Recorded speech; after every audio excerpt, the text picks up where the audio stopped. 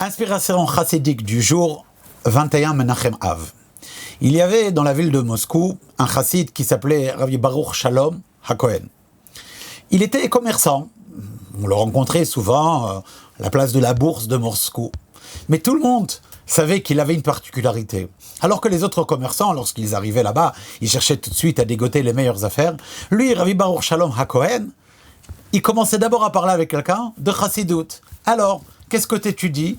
Quand est-ce que tu vas venir dans une hitvadout? Et il encourageait les gens de s'investir davantage dans les voies de la chassidout.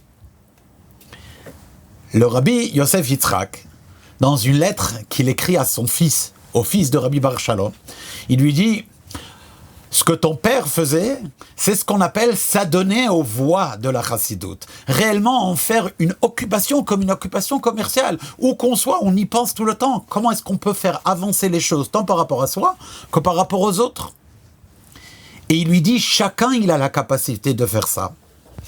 Chacun il a cette force que les rébéim donnent aux chassidim de pouvoir développer le champ de la chassidout dans tous les aspects nécessaires. Et c'est le dicton que le rabbi, lorsqu'il a écrit le livre de Hayom Yom, a choisi de prendre cette lettre, qu'on pourrait croire est une lettre privée à une personne, et il nous l'a enseigné à nous en disant: non, c'est à chacun de le faire. Chacun, il doit réfléchir.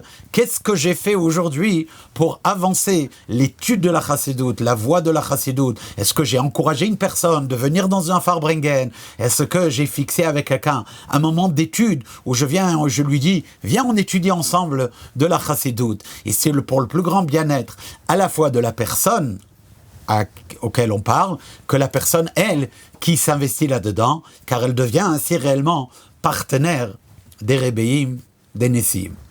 Kol Tov.